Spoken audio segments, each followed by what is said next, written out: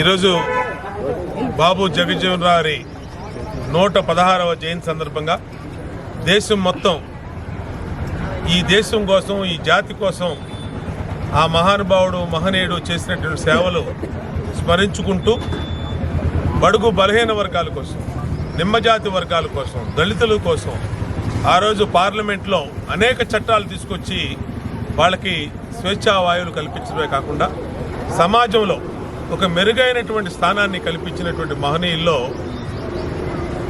జగజ్జీవన్ రావు మరి ప్రథమంగా ఉంటారు.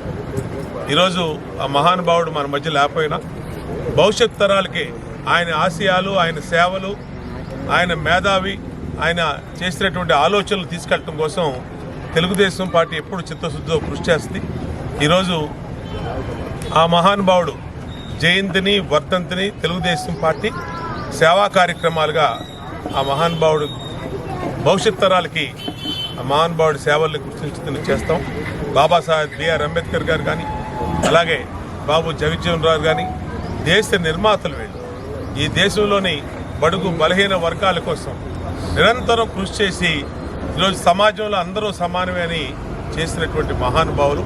ఇవాళ అనేక సంక్షేమ పథకాలు అందుతూ ఉన్నాయంటే, మరి పేదవాళ్ళకి కూడా అందుతున్నాయంటే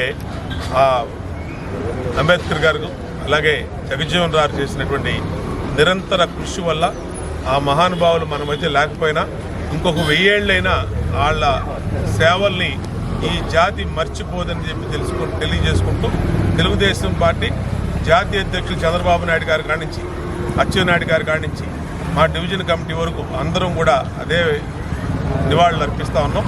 ఈరోజు 59వ డివిజన్లో ఎస్ఎస్ఎల్ నాయకులు మా సోదరుడు వేల్పుల్ రాజేష్ డివిజన్ సెక్రటరీ, అలాగే ఎస్ఎస్ఎల్ ప్రధాన కార్యదర్శి జయరాజు, అలాగే జైపాలు, అనిలు, కొండ, అలాగే మా డివిజన్ ఇన్ఛార్జి వలి, మా సోదరి కార్పొరేట్ అభ్యర్థిగా పోటీ చేసినటువంటి పర్వీను, అట్లాగే ఈ డివిజను మహిళా అధ్యక్షురాలైనటువంటి మా సోదరి ఇందిర, లలిత, గౌసియా, చిన్న గౌసియా, అట్లాగే వరలక్ష్మి అందరి ఆధ్వర్యంలో ఆ మహానుభావునికి ఘన నివాళులు అర్పించడం సంతోషం, మా బాధ్యతగా భావిస్తూ ఉన్నాం.